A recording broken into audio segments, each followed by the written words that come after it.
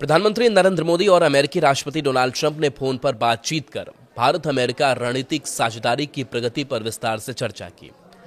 दोनों नेताओं ने माना कि दो बड़े लोकतांत्रिक देशों के बीच तेजी से मजबूत होते संबंध वैश्विक राजनीति में अहम भूमिका निभा रहे हैं।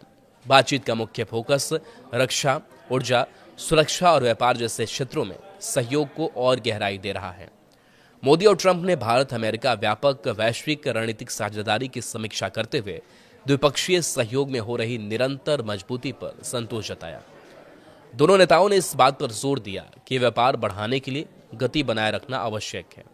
इसके साथ ही दोनों ने यह भी माना कि आने वाले समय में दोनों देशों को नई तकनीकों, रक्षा और सुरक्षा में आपसी सहयोग बढ़ाने की जरूरत है। बातचीत के दौरान दोनों नेताओं ने कॉम्पैक्ट कार्यक्रम पर भी चर्चा की।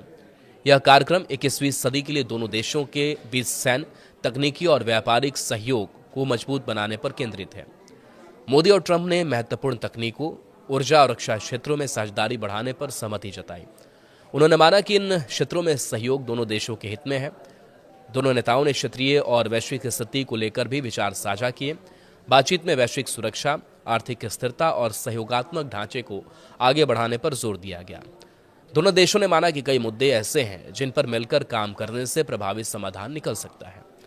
मोदी और ट्रंप ने साझा चुनौतियों से निपटने के लिए तालमेल बढ़ाने पर सहमति जताई। बातचीत के दौरान दोनों नेताओं ने कहा कि भारत और अमेरिका के बीच मजबूत और भरोसेमंद रिश्ते भविष्य की वैश्विक व्यवस्था को संतुलित और सुरक्षित बनाने में महत्वपूर्ण भूमिका निभाएंगे। दोनों नेताओं ने संपर्क बनाए रखने और आगे भी नियमित बातचीत करते रहने का निर्णय लिया।